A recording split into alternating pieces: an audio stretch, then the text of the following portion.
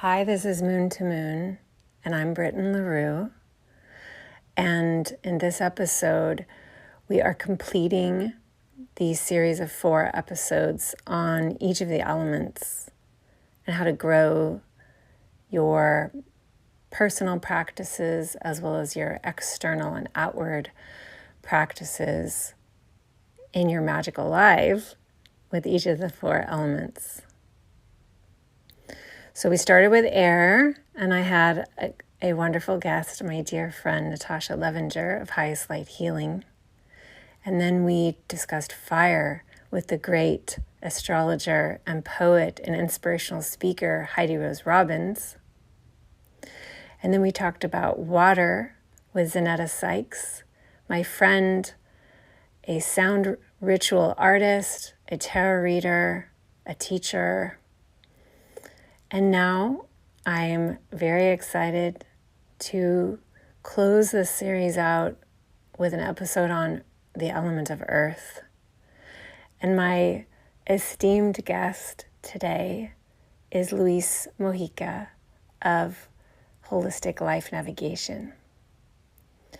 I'll talk more about Luis's work in a minute. So I very consciously wanted to close with earth. Not because earth's like quote unquote more important, but earth grounds, Earth brings it down and in. If you've been following my work for a while, you know that I'm very interested in embodiment practices. I'm very interested in somatic healing. I named my series of sign workbooks, Living the Signs, Astrology for Radiant Embodiment. I have a lot of very personal reasons why I deeply value raising my consciousness around earth in my life. And I know that there are many, many, many, many, many people out there who feel the same way and are on that same path with me. So if you're just tuning in to this series, I definitely invite you to go check out the other episodes too, especially if you enjoy this one. Let me just speak briefly to the larger purpose of why I'm holding a series on elements. So I had this vision of speaking about one's magical work, your service, your gift, your offering, your purpose, your path, your calling in this life. In terms of like how you work with your purpose, how you engage or relate to your calling in terms of the tools that you have. And in this vision of being with your tools, for me, I saw the Magician card of the Smith-Rider-Waite deck. And we see this in many decks where there's a figure standing before a table. And on the table, there's 4 tools. The cup stands for water, the pentacle stands for earth, the wand stands for fire, and the sword stands for air. And that each of these symbols represents a whole field, a limitless, infinite field of ways of engaging with the inner world and the outer world, and how to bring synergy there between our inner worlds and our outer worlds, our personal interior life and our external out in the world life, how to bring synergy there so we feel as if we have an increasing, or maybe not always increasing, not necessarily, but like a vibrant flow, a form of vitality in relationship where we sense that our outer experience is in relationship with what we perceive in our interior world as a kind of truth. And that as we know ourselves more deeply at the interior level, we feel a relational shift in our external experience of walking through the world. And that this whole concept can be thought of as the magician's table, as a way of engaging with types of tools for self-healing, for relating, for bringing things forward that we want to see, for being in community, for communicating. It's a limitless field, which would be a different magician's table for every single human being, and that we are the magician at our own table, standing before and around and surrounded by these elemental qualities that exist separate from us and within us. And they're always there to continue to learn from and to be in fellowship with. And this process of understanding those relationships, some might call living a kind of witch path or a magical path. It doesn't really matter how you want to name it, but it all speaks to this sense of this dynamic, spiralic, enriching relationality that we can have with everything that's going on inside and around us.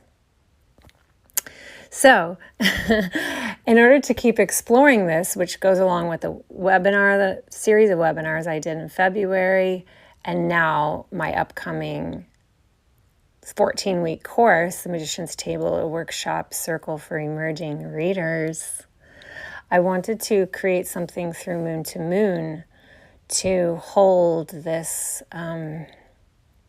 contemplation, this celebration of this idea. I get very excited by ideas, and then I just want to do everything that I can to see what can happen when I play with them and hand them out to the world. So this is me doing that. So each of these podcast episodes to me is like a beautiful container for that excited effort to connect with this idea. And they stand alone, and they stand in Moon to Moon on their own, separate from whether anyone ever wants to register for any of these other things. They have their own life, and it makes me very happy. So I'll be talking about the Magician's Table on and on, here and there throughout this episode, but do know, if you're just tuning in, that the doors will open for the 12 emerging readers that are joining me and my collaborator, Jonathan Coe. The doors open for those on the wait list this Friday, March 12th. And then on March 15th, on Monday, I'll just have a link to apply in my website for anyone. If there are still any spots left, I really don't know what's going to happen. It's very exciting. And then Friday, March 26th is when I'll close. If, again, it's going to just close as soon as I have the 12 that in my mind are already constellated. It's already a vibrant circle. It's just a matter of the revealing of the names. And then we begin on March 28th. We have a few weeks off throughout the 14 weeks just for some built-in spaciousness, but it's going to be a beautiful journey, and you can read all about it at my website, brittenleroux.com. So as I've been doing with each of these episodes, I'm liking spending a little time ruminating and playing around with the definitions and the ways of attunement to the element that I'm going to be talking about with the guest of that episode. So let's spend some time then together thinking about earth. So the earth element it really begins with the body, because earth defines everything that's material, that which is around us, that which is here on the earthly plane, that which is embodied in our life and is tied to the planet Earth. So when we're thinking about Earth, I like to begin with thinking about the connection one has with the body, and then it works out from there. Like all the ways that we have bodies. We live in these bodies. We feed them, we bathe them. We give them exercise. We listen to them. We let them sleep so they can rest. And everything related to body is earth element in many ways, although of course there are overlaps between earth and the other elements. And that comes through, I think, in all the episodes, how they overlap. And then moving out, it's like, okay, your physical space, like what's going on in your space? Everything in your space is caring for your earth. Your home space, your office space, your automobile space, if you have a car, all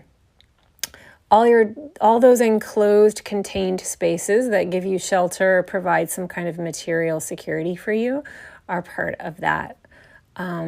Earth is also like the systems of your life, like filing systems, cupboard systems, bookcase systems, like systemic health in your life materially is part of Earth. And of course that can go immaterial when you think about like the way your email is organized, right? Like sometimes Earth is in a cloud, so to speak, but it like affects us in an earth way, like in terms of just overall systemic health. And of course, systemic health goes back to the body again when we think about food and like gastro health, body health. And then extending beyond our material security of the home, we can think about like our business, our money, our finances, and then what we're doing with our work every day. We get up and we go do these things with our bodies to support our material life, to support our embodiment, to support our nutritional health, to support our relationship to the planet and to the neighborhood and to the community. All the little things that we're doing all the time with our bodies, for our work, and so on, our routines, can fall within the earth realm. And of course, yes, there are tie-ins to like, for example, water, moon. When you think about some of the, like, what are the underlying mysterious reasons why you have that habit every day? Then we're kind of cross-mixing elements. So let me, as I've been doing, read from the earth section of one of my workbooks. I'm reading from Capricorn. Whenever you're working with your earth, you're talking about the aspects of your human experience that support your embodiment, sensuality, and materiality. Logically, in astrology, when we speak symbolically about earth signs, we use a lot of earthy metaphors and analogies. We tend, cultivate, shape, prune, compost, harvest, and delight in the garden that is the body, the home, the belongings, the food, the assets, the business, and the environment of material life. Your connection to your earth energy reflects the commitment you demonstrate to your lived experience. The health of your earth is about the health of your connection to being here on the planet. Taken in another way, your capacity to trust in and feel intimate with your practicality, steadfastness, and reliable rhythm is related to the health of your earth signs. Taurus is fixed earth, energy that roots and builds for security and pleasure. Virgo is mutable earth, energy that organizes, purifies, and heals for ideal systems. Capricorn is cardinal earth, energy that achieves and concentrates for self-mastery. You use your earth signs differently, but they all speak to your overall stabilizing energy. Ideally, you move your earth around from one sign to the next. The Taurus in you gathers what you need to serve your goals. The Virgo in you eliminates what is non-essential to refine your process. The Capricorn in you shows up with the focus and discipline to test your goals out in the world. You want your earth to loop from one practical part of self to the next, feeding, nurturing, and caretaking your embodied life. And so, I think that one of the big reasons Earth has been so huge for me in the last few years of my life is I came to a point of think something's got to change, where I began healing processes and learning how to listen to myself in a more embodied way. And that began with the grounding practice, just learning how to sit down and breathe into being in my body and just being in my body and connecting with the earth beneath me and creating a grounding cord with the center of the earth. And then bringing that earth energy up into my body and asking myself what kind of grounding I want today in that moment. Do I want it just right around me, between me and the center of the earth? Do I want 3 feet around me? Do I want my whole block around me? I actually see and visualize this grounding beneath me of me being completely connected to the center of the earth I like to have spaciousness. So I sense myself really on a big, large spread. So I feel safe and connected. But every day is different and every moment is different with what we need. And learning how to do that was huge. And the more I learned what is called intuitive healing, it became very clear to me that I was a very disembodied person. I was very skilled at disassociating, of escaping the body, of not asking the body what it wants, not wanting to listen to what the body's trying to tell me, really just wanting to get out of here somehow. And I associate that with, and I'm realizing that I didn't put at the beginning any kind of trigger warning. So I'm going to do it now before I say anything.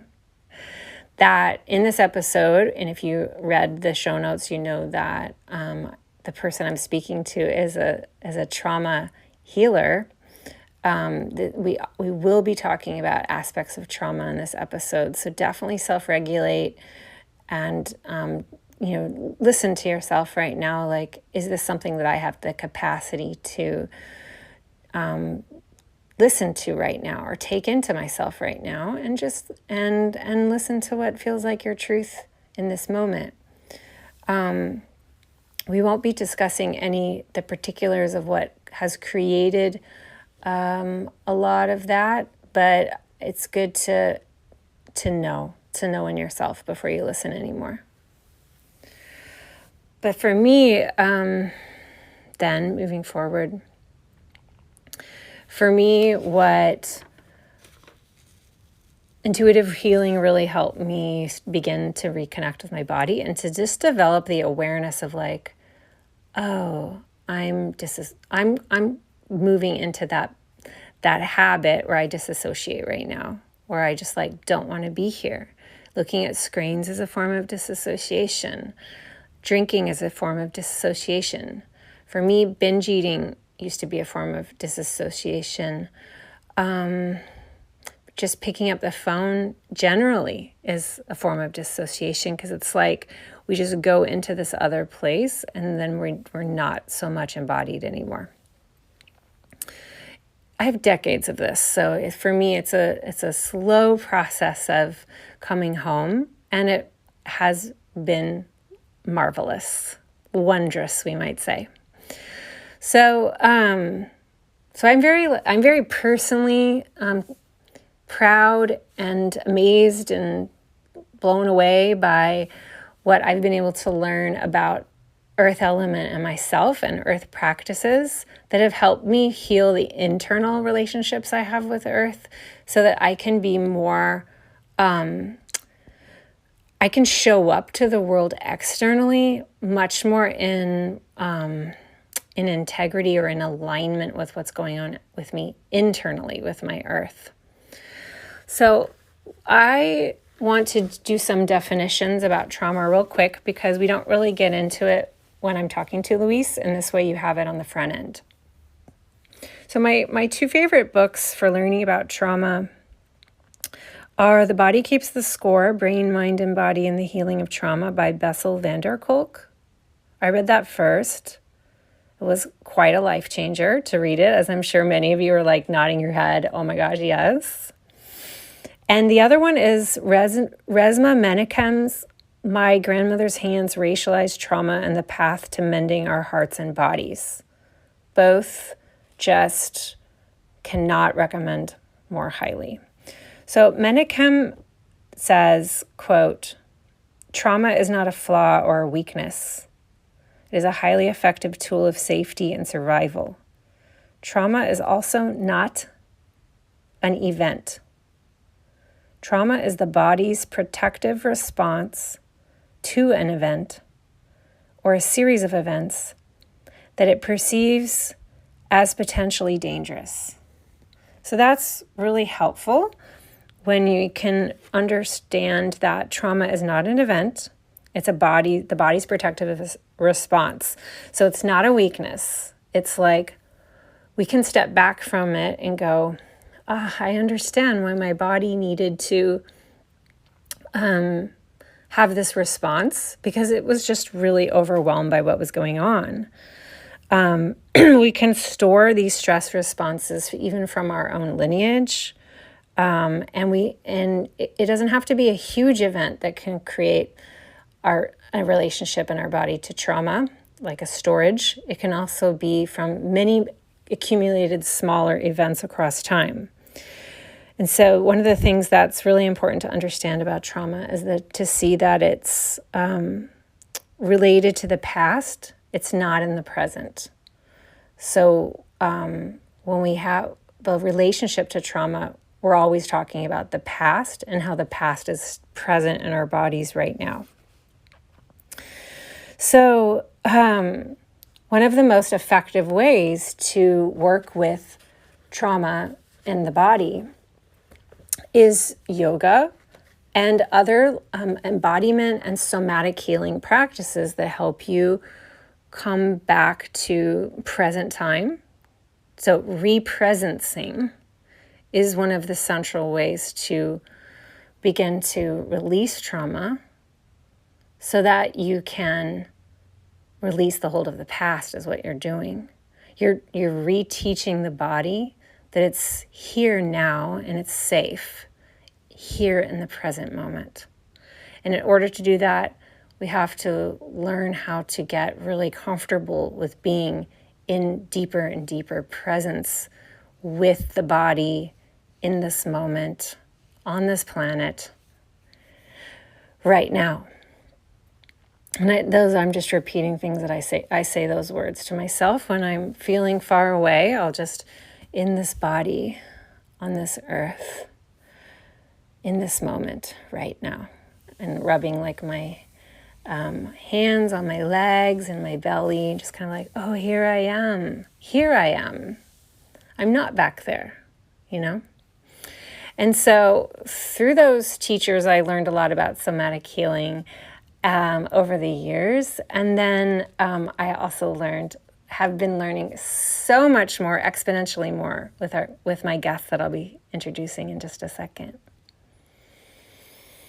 So because I spend a little time on this here, friends, because I feel that most people are carrying some forms of trauma, whether they call it that or not. You don't even have to use that word. You just don't even have to.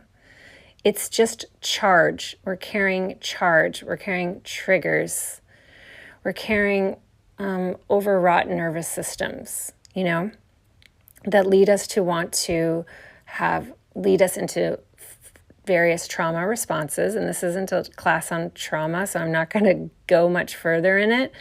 But my point is that earth element is the element that has helped me and helps many people to become more conscious, aware, and intentional around building a different relationship to the body so that we feel more safe in the present moment. And that's really, really powerful and really, really beautiful. So hence my deep regard for earth element for these reasons. Because as we increase our capacity for safety by releasing trauma, we can increase our capacity for joy. This is one of the key things that I've learned from Luis. It's increasing our capacity for joy, increasing our capacity for pleasure, increasing our capacity for wealth and abundance. That's amazing. And this is all earth, and this is very pentacles. Pentacles is the symbol for earth in the tarot. And so, the pentacles kind of look like a coin with a star on them. Sometimes we see characters holding the pentacles. Sometimes we see people staring at the pentacles. Sometimes we see people ignoring the pentacles altogether and feeling separated from them. And so a relationship to earth can have a lot to do with how we hold the element in what kind of regard, right? Regard, relation that we have with the element in our lives every day, all day, in any moment. And it's a practice of presence. So, in the Magician's Table, then, my intention, my plan, is that we begin with earth and we end with earth, because we're going to move through each of the elements twice. The first time through each of the elements, I want to work with people to help cultivate personal practices, internal practices, private practices, to help you be in connection with your own strengthening and your own healing. And then in the other half, we will be looking at external, professional, outward, out in the world, ways that we serve each of the elements. And so we will begin with earth and we will end with earth. So the initial part with the personal practices, I'm calling this lesson the roots of your practice. And we'll be doing personal practices like grounding, finding safety in the body, talking about embodiment generally, self-care, space care, increasing your capacity for pleasure, wealth, and high sensation. And then at the very end, everyone will identify some external aspect that is going to require some work, that will require some nice Saturnian putting containers around time and energy to go work on it. Like, do you need to work on your website? Do you need to build a scheduler? Do you need to build a MailChimp account to start a newsletter? Everyone will be in a different place of what is the external thing that needs to be made to happen, to be made to be manifest, to be here on the earthly plane, because it currently does not exist on the earthly plane. And we can call it the iCloud and the internet part of that, because that is a space that people go to. And so we will do a lot of talking around sustainability, building structure, how to grow with earth practices. So this is really essential because this is how you get your work out there, So I'm very excited about that. It's an honor. So now I would like to introduce my guest, Luis Mojica. So I share in the episode about the day that I found out about the Instagram feed of Holistic Life Navigation, where we can find Luis's work. And I was blown away by several tiles, the memes that I found there with these quotes that just like went straight into me, just like truths. Whoa, this voice is strong. I want to follow this voice, And I signed up for a workshop on tantrums for both children and adults. And I was just amazed by his ability to hold the space in such an anchored way.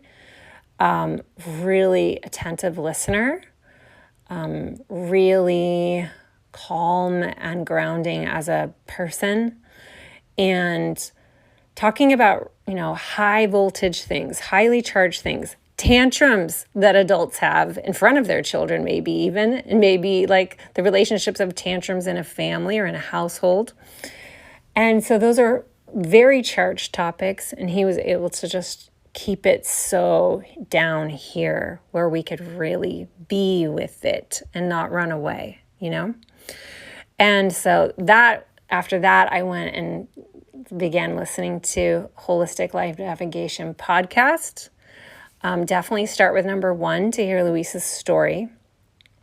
And then number 2 is the one I send everybody to on fawning, Fawning. It's one of the trauma responses. That one just blew my mind, so I even created a section on fawning in the Libra book because I felt like it really belonged there.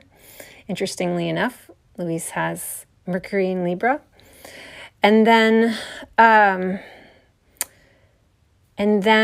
I ended up taking his Releasing Trauma course in the fall, which was really transformative. Since then, he just recently opened it up for a spring version, and it's sold out in 10 minutes. So if you would like to take Releasing Trauma, you can get on the wait list for the summer class, because the wait list people will have first access, and it will probably sell out in that amount of time again. So it's a very beautiful class, and he's a very skilled teacher and guide. So let me read Luis's formal bio to you. Luis Mojica teaches people how to release stress and trauma. You know what? I'm going to take the way it was written and read it first person. So I'm going to pretend to be Luis. My name is Luis Mojica. I teach people how to release stress and trauma through listening to their bodies. I am a trained somatic therapist, whole food nutritional counselor, and herbalist. My work is a result of my own journey to heal complex PTSD and illness.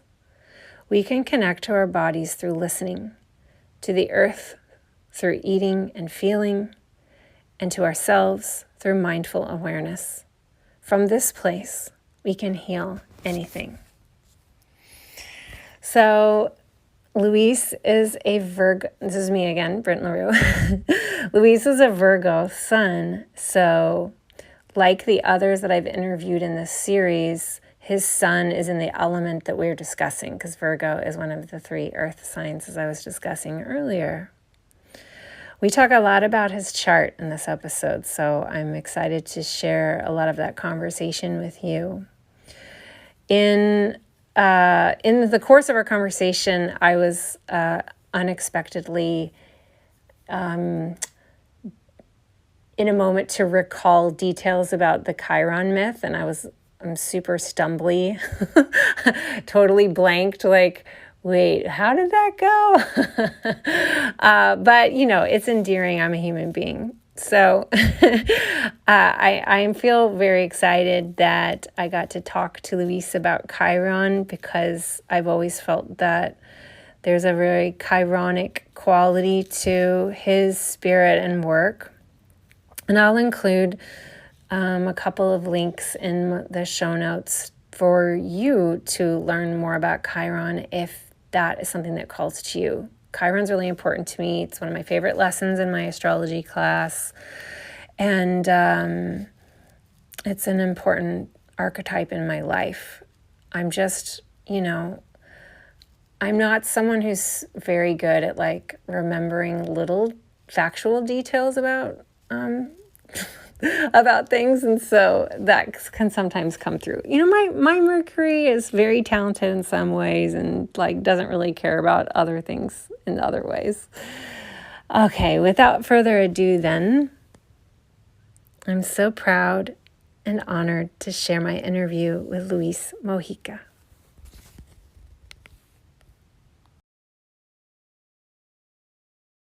Thank you for being here, Luis. Oh, it's such a pleasure to sit with you. I was crafting in my mind, imagining having a series of episodes on the elements, and thinking about, what I would talk about. And then I began to dream about opening it into a conversation and opening the energy back and forth between people and letting other people who work with that element talk about what that element might mean in their lives as it works through their personal practices, through their magical offering to the world, you might say, as it comes through in everything in your life, basically. And you were the first person I thought of for Earth, because there's so many levels of it. And I think that it will come through why I'm so happy to have you here for Earth. I want to tell you how I found your work and like some of the things that brought me to you. Please. So I have my journal in front of me from last summer. I go through these about 9 months at a time, these big journals. And I have here on August 5th, I wrote, learned new word yesterday, self-regulation. And I put all these stars around it. And I wrote, in quotes, if we aren't building up our capacity to self-regulate, we will automatically align with the nervous system in front of us. And then I put that holistic life navigation. I had found you through EarthSpeak. They had announced that you were going to be on the podcast and doing a class with them. Is that correct? That's right. Yeah. Yes. So that's how you showed up in my feed. And I wrote next to it, Libra ? And then I wrote, really important to consider. And then later down the paragraph, I wrote, quote, addiction is the result of not knowing how to find safety.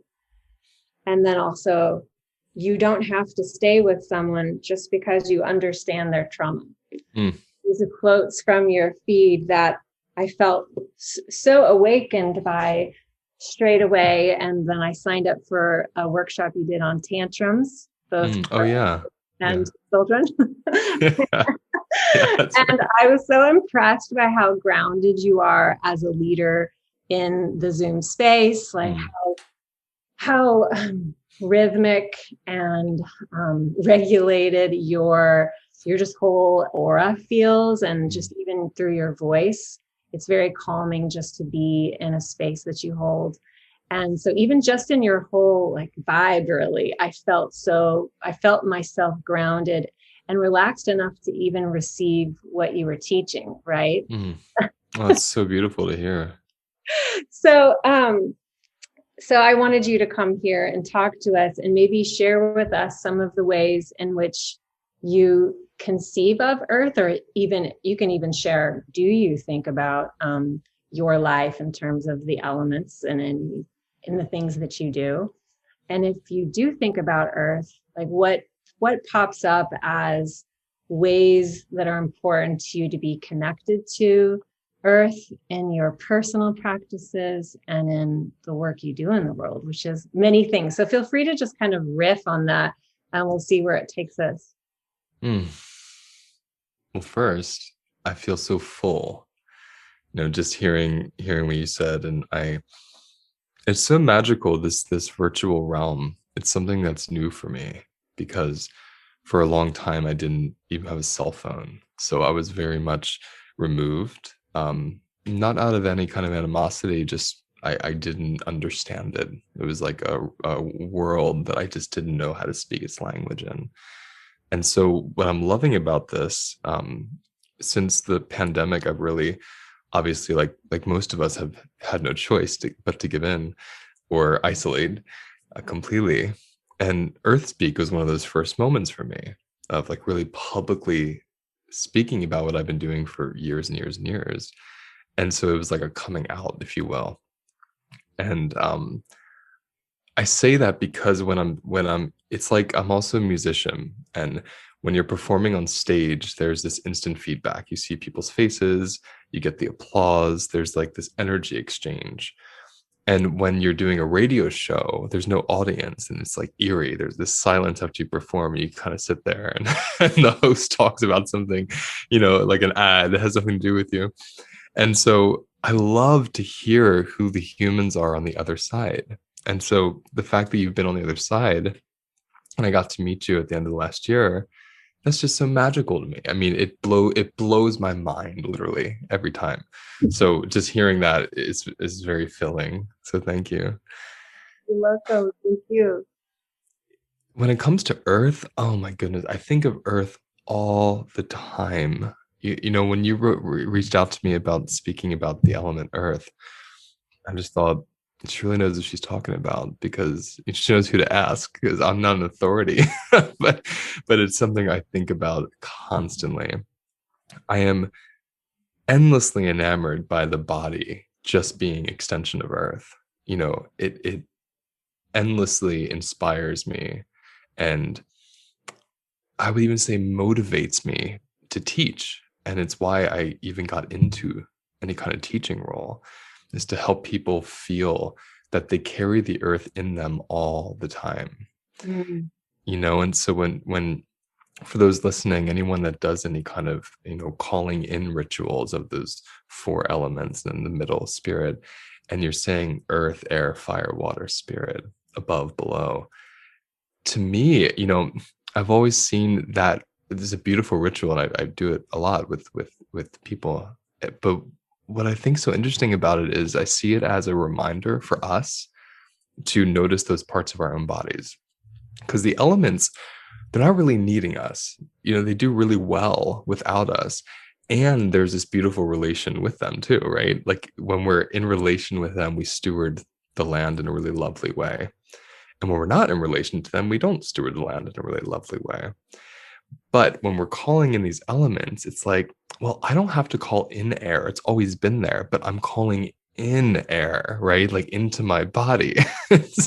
So I guess I'm just saying that as kind of an intro to what we're talking about. The body is the elements of the earth. It's the same thing. So when you look at earth and you learn how earth moves, you learn a lot about your body.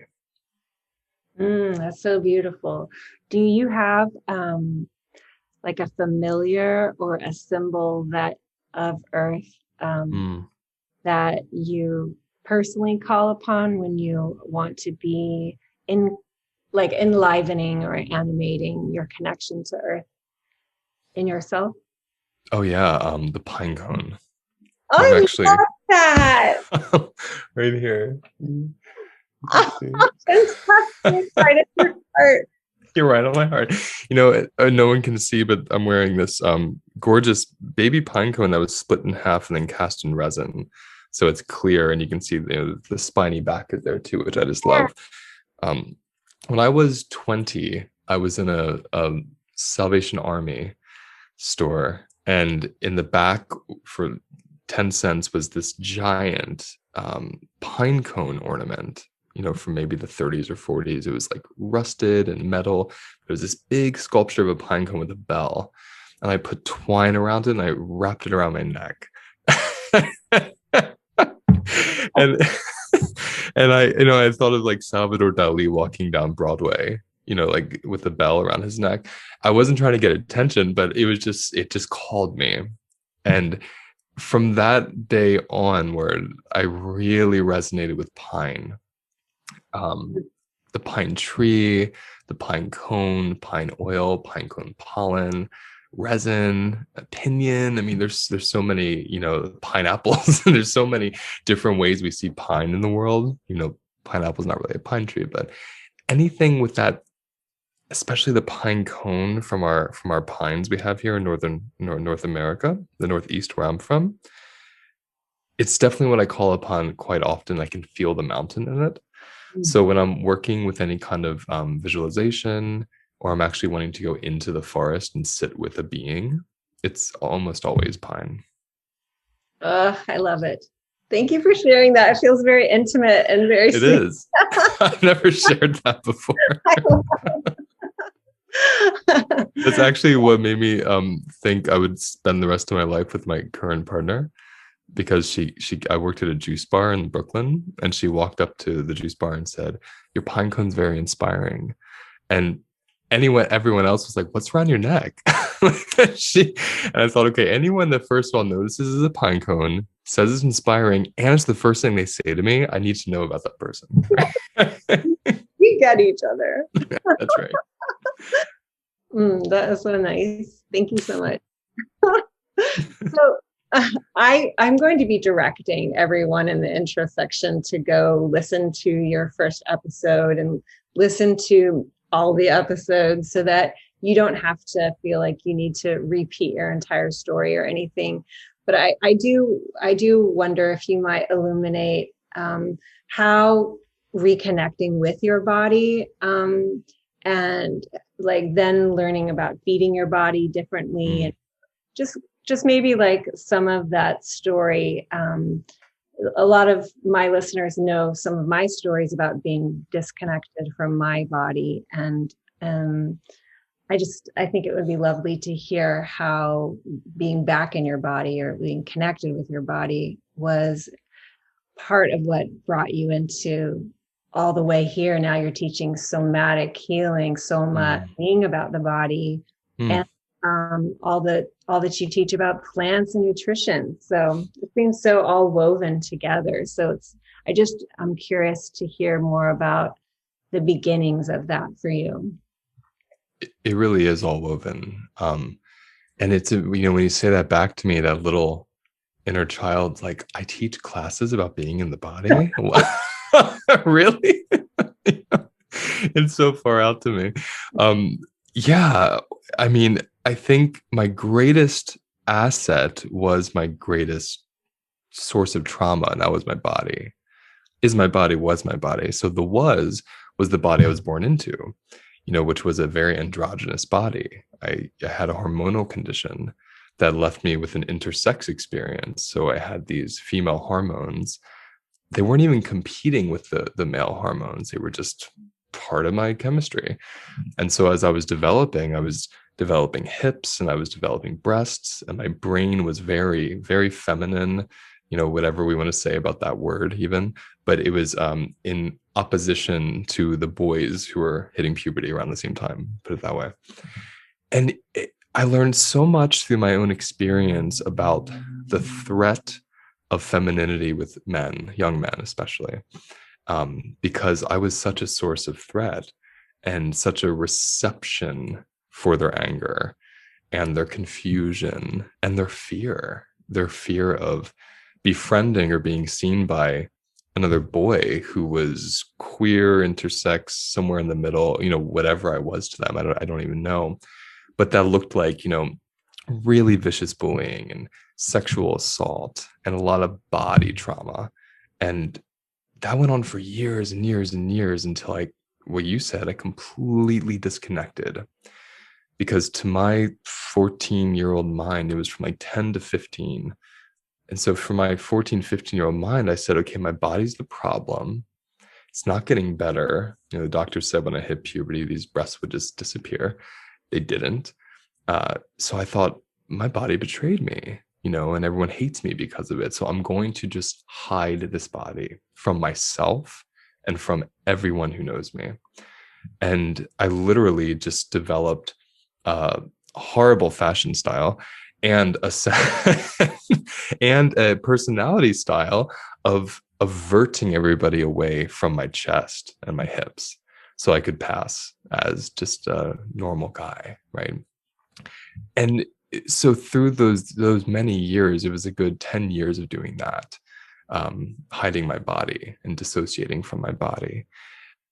And to one day sit in front of a guitar and start playing it, and I'm just kind of hitting parts of my story because, like you said, they can listen deeper. But I just picked up the guitar one day, which I didn't play, and I started playing it. And I suddenly felt like connected to myself for the first time. And it was this moment of finally understanding. I don't even know if I can say understanding, but feeling the awareness of trauma and of suffering, but not really having the words for it yet, not having any intellect for it, but something in my heart understood the people who had assaulted and bullied me. And in that moment, there was this huge relief because I suddenly realized it wasn't about me. And for so many years, I just believed there was something wrong with me. Why else would anyone treat me this way? And that was huge. It was this permission to start being with my body again because I didn't have to see it as the cause of an issue. I was able to start seeing it as a natural body, as a natural figure, being, whatever we want to call it. And a big part of that coincided with at 13 being exposed to Scott Cunningham's books on Wicca and magic, because reading about the deities, these very androgynous, strange creatures, I was able to see myself in them. And I was able to then see myself in nature, so I would see the trees with big bulbous tumor-like growths. And I would think, well, that's beautiful. Why can't my breasts be beautiful? And I would see, the robin with big orange breasts as a man, and I'm just thinking I belong to nature. This is something I can work through. So then the years just went by and I found myself getting more back to my natural self, which was, decolonizing my diet, learning about wild herbs, spirituality, and then eventually the somatic work, which is letting my body do the thing it knows how to do without, clamping down around it. So I don't know if that answers what you're saying, but that's what came through. Do you mind if we pull up your chart? Because there's so many things that you just said that I think that would be really fun. Yeah, sounds great. Forth some stuff there because your story of healing to me feels so related to it reminds me of Chiron, like a Chiron story. And I don't know, are you familiar somewhat with Chiron? No, I'm not. Okay, so I'll give you my version, my short version. So Chiron was a great teacher. He was a centaur, first of all. So he was part human and part beast, you might say. Mm-hmm. He was born of a nymph, and at the time that they made love. Long story short is that the father, the god, had pretended to be a stallion, and then when he was afraid he was going to get caught, he turned into a stallion. Yes, because he was about to get caught, and so now they have this hybrid child. Mm. And the mother, so the dad runs away, and the mother's like, I don't know what happened. Like, you're a monster. And so baby Chiron is this hybrid being who then is raised under a linden tree. Mm. And the linden tree is like its parent. And then he learns how to take care of himself from the plants and from the sun and the moon and the stars. And so he learns how to basically care for himself through nature. So relatable. And so then, because he's grown in so many skills to take care of himself, because he has this primal wound from the beginning, to take care of himself, he's learned holistic healing. And so he becomes a healer in communities. He's never really in the community fully. He lives in a cave and so people come to his cave, and he becomes so renowned as a healer that the great heroes of the old myths all would come to him. So there's like paintings on walls from ancient Greece and Rome of Chiron with like Achilles or Heracles or Jason. He even taught Asclepius, like the father of modern medicine, Like he was just this incredible teacher. So he's known as one of the great teachers of all time. And what did he teach? He taught heroes. He taught people how to find holistic health, but also things like archery and all kinds of stuff. So coming to it, Yeah. in a kind of like absurd way, he gets wounded in a battle he didn't want to fight in between humans and centaurs because he wasn't really part of either. And so that's why it's absurd, is because he wasn't really part of it. Mm-hmm. He gets so painfully wounded, that there's nothing that he can do to fully heal himself. He learns to take care of, he learns to live with his wounds, and then continues to be a teacher to help people learn how to live with the pain that they have. And so what I'm getting to is that the Chiron in our chart, and like chironic people, are those who, those are two different things. The Chiron in your chart can help illuminate like key wound places or pain points on the chart, where it's just something that we carry, and it's connected to kind of loss of innocence or kind of absurd thing that happened. I like the word absurd because it just underlines that sometimes things happen and it's like nobody's fault, Yeah, I love it. And then if you identify with Chiron as like a primary archetype in your life, it's to identify with the role as the wounded healer / teacher mentor. And to be a wounded healer, right, is a little bit different than being a healer, because you're more open, I would say. I think we're all, maybe you could say wounded, but for me, wounded healer means that there's this sense of like, I'm sharing what I've learned in my process of taking care of myself, like healing myself. And because Chiron governs all holistic health in astrology, it also works really well for you. So I'm wondering if any of that's lighting up, and then I can tell you about it. Yeah, every part. It's just so relatable. Just everything you said, I never felt like part of the human race at first growing up because of my body and because of my mind. And I felt so much more of nature. So nature just made a lot of sense to me. And as I started to balance the two, I realized, I belong everywhere, just, as everyone does.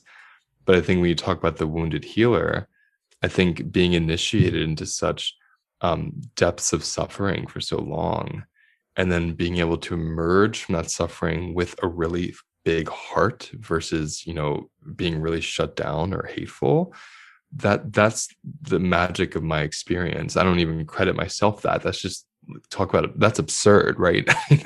Like coming from the ashes with more love. So I really relate. I relate with that. Yes, I'm happy to share with you some links for learning more about Chiron if you want to. I would love that. Yeah. Yeah, so I'm looking at your chart, and your Chiron placement is in the space, the 11th house of groups, like the circles, the friendship groups, your networks, your organizations, the people that you constellate together, right? So it's interesting to think about this idea of growing up and having that sense of being bullied or not feeling like you fit in, or like I don't belong here. Like there is no group for me, And then I think about how there's this pretty clear line between Chiron and your ascendant point in Leo. And, Leo is this energy, when you're Leo rising, it's a real invitation. It's a real assignment to me to be like visible, to be a hearted leader, to let people see you. Right. And so it makes me think that, this Chiron placement is so important for you to find the way. It's shaped like a key, it's like a key. To find a way to heal this so that you could step forward as the Leo that you're here to be, and then be the healer in the networks that you then constellate around you. That's so, can I remark on that? Yes, please. because I love interviews because they illuminate things that I don't understand in myself until someone says something. And when you're saying that, it's so clear to me that like when you said heal this so that you can step into that ascendant. I had, when I was 23, I had top surgery, and I thought that was going to be my healing. And this is where the somatic piece comes in. I thought, okay, no one will ever know. I can put all this behind me and move forward. Yet I know now my body carried the memories of my body and of what was done to my body and how I felt about my body. So literally removing a part of my body did not remove the trauma.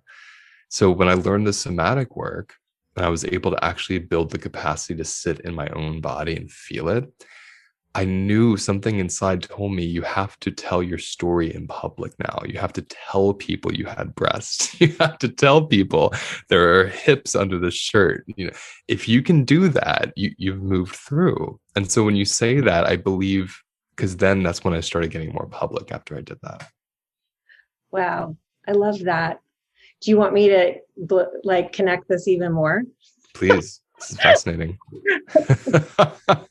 Aren't we all fascinated by ourselves? I told you that you're living the F out of your chart before. Yes, you did. I love that too. I abbreviate because I know I have some parents who listen with their kids. But so the ruler of your ascendant then is your sun, your beautiful Virgo sun in the second house. And when I think about the second house, I think about it as the part of us that aims to like find our resources, to find the resources that we have to facilitate whatever that kind of abundance or happiness or material security that we want to have to feel safe, right?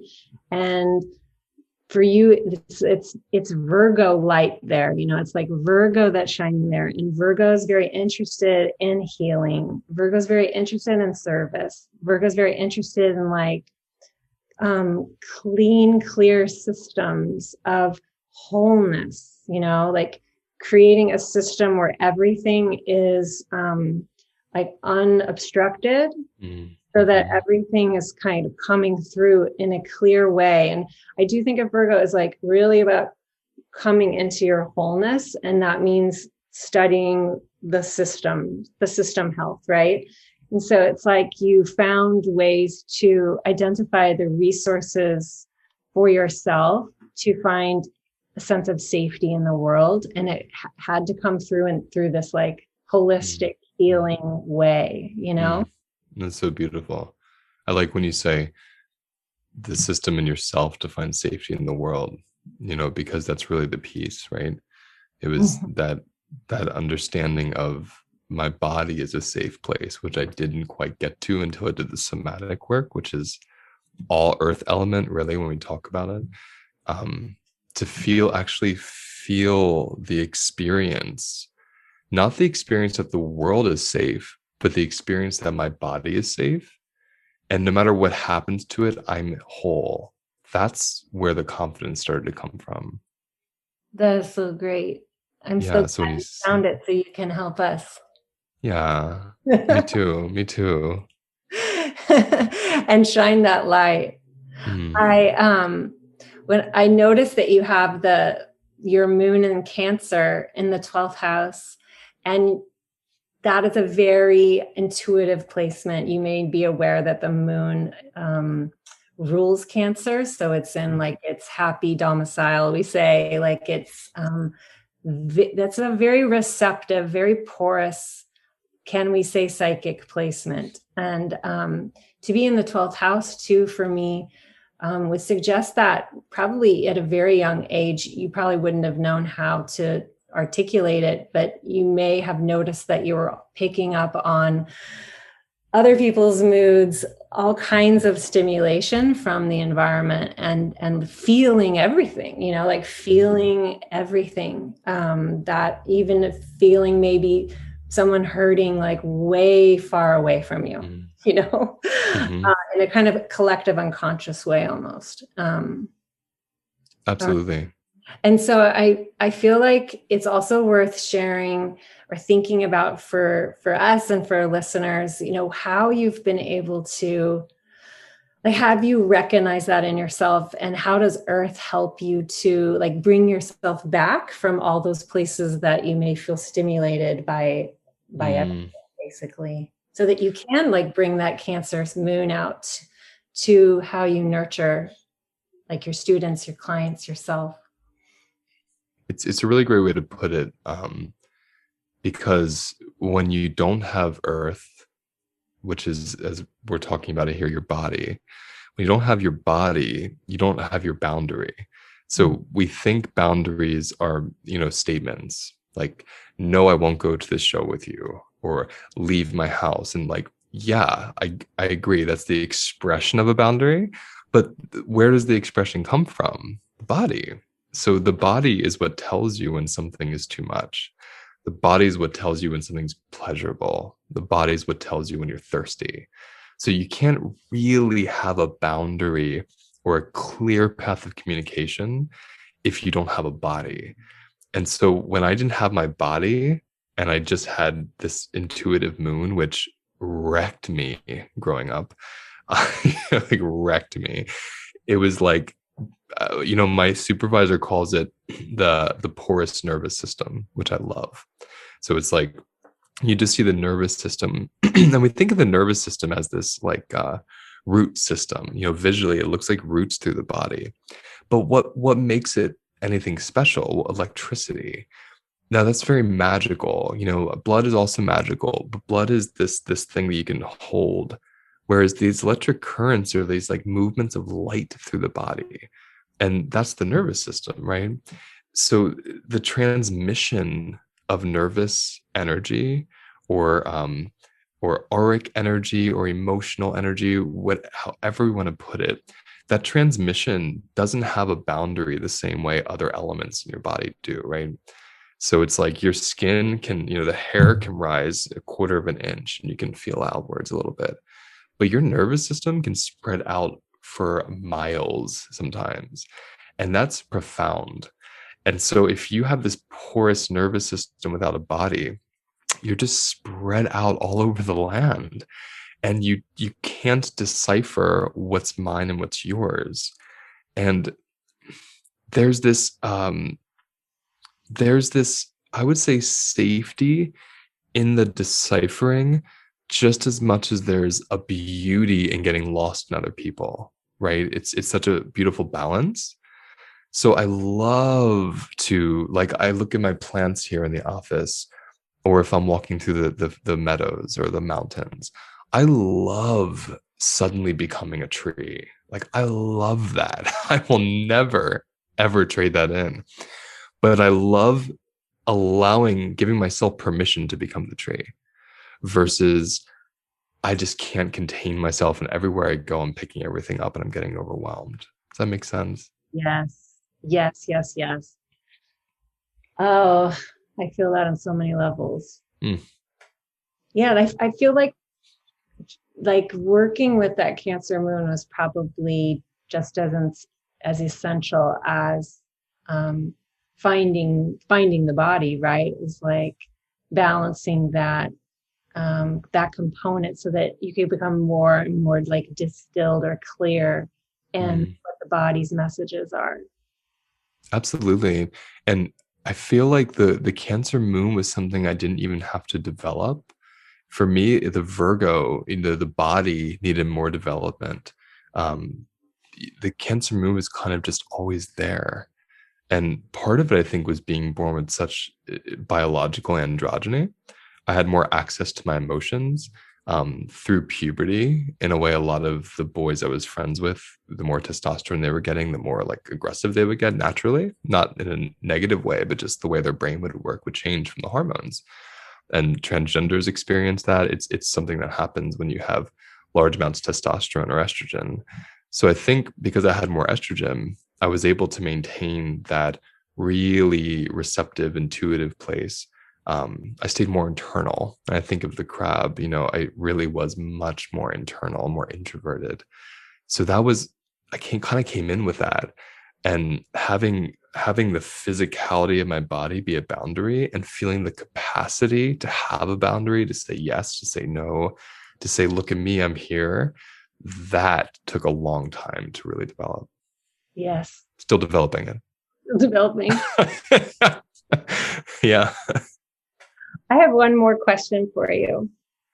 Um, so when I see your chart as a Leo rising, that means you have Taurus in the career house. Like when people see you in the public sphere, they're seeing Taurus, this other earth sign, which is very rhythmic, very sensual, very reliable, steadfast.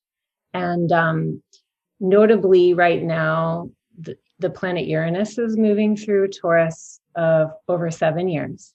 And it's approaching your midheaven, the top of the sky when you were born is this point. So it's like your most public place, your high career space. But it's been moving through this house for a couple of years. And Uranus is this great awakener. It like brings change, brings so much. It's like sudden changes, sudden this is happening. It's like changing it up. So I feel like Uranus, is like part of the story of like your burst onto the scene, right? In the last year, just bringing so many people to your podcast and to your courses and to your healing circles. Do you feel like you're in the midst of change, like with your career? I mean, what you're saying about Uranus, time-wise, is spot on. It's kind of like it just really was so recently and so suddenly.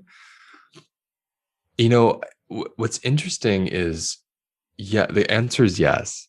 And but the answer is nuanced, of course, because what's might be funny sounding, for so long, my dream was to be a famous musician. Like that's what I clung to. And this role I have of helping people through trauma was something I was just born with. Now, of course, I've trained and learned more techniques, but I always had that as just part of my personality.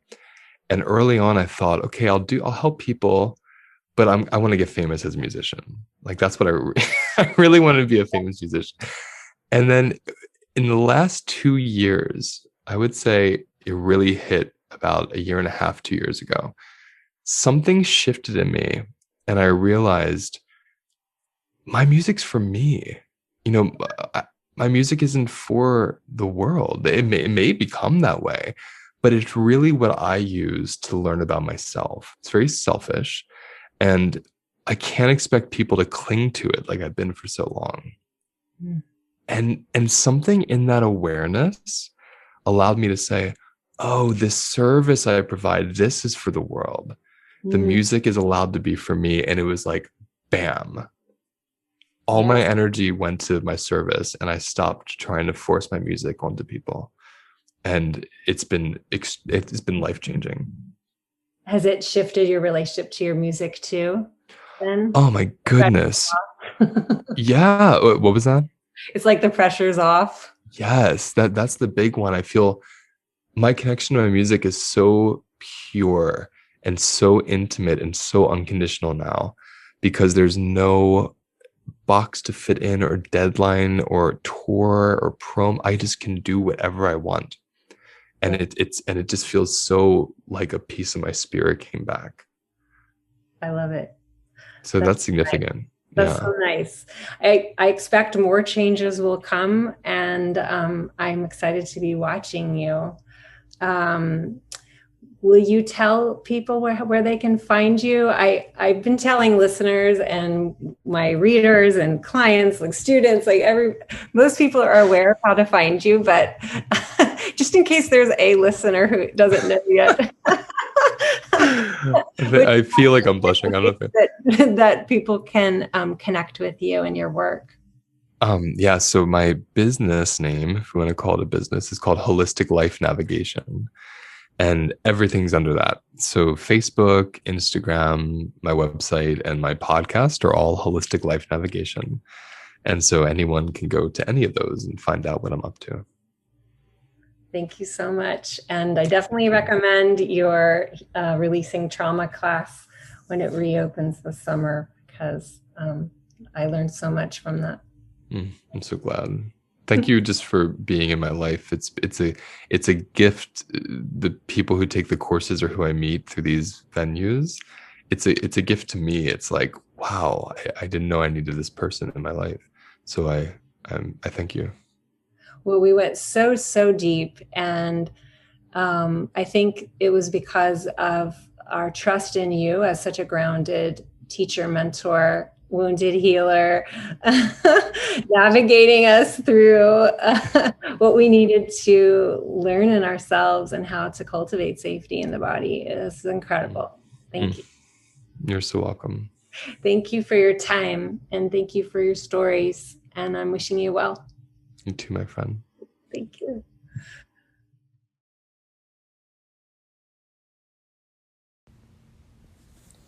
I hope you enjoyed that conversation with Luis Mojica.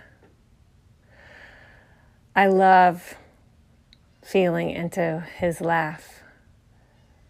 I feel like it resonates with such a deep place of joy, wonder, and self-love that is so beautiful for knowing the kinds of experiences he's moved through and how he's helped himself.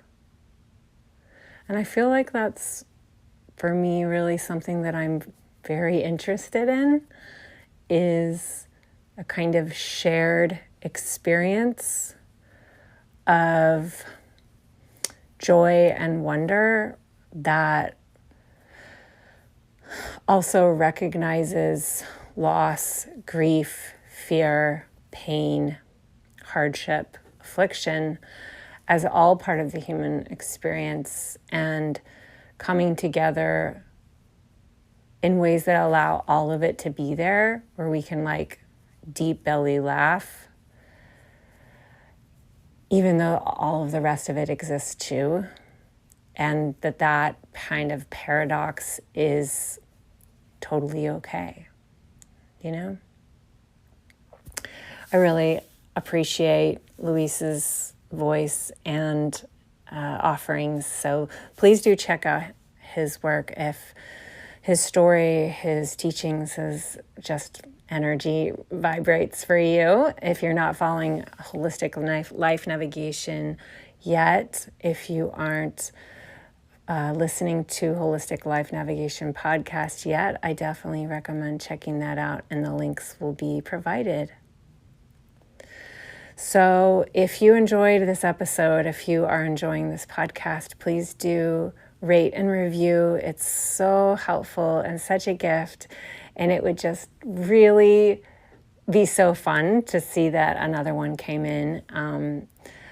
Appreciate that. I also encourage you to sign up for the waiting list for the Magician's Table, a workshop circle for emerging readers. The doors will open for those people on the waiting list at 10 a.m. on Friday the 12th. And if you join the wait list now, I can go ahead and send you an email that I've been sending those on the wait list with an FYI of like what to expect from the Google form application that you'll receive, so that you can go ahead and begin imagining how you might answer those. And the kind of like next steps I can share with you. Please do reach out if you have any questions or concerns or hesitations or fears, trepidations. All are welcome. Just shoot me an email or a DM, however you found best access to me.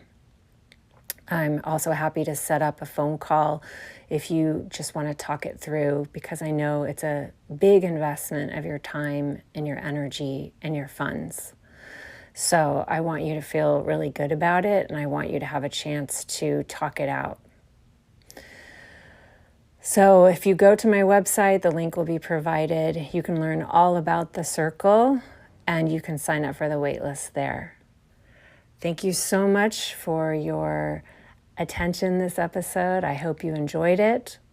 I hope you feel that you've taken some pieces of it that most resonated and put them in your heart. Sending you lots of love. Cheers.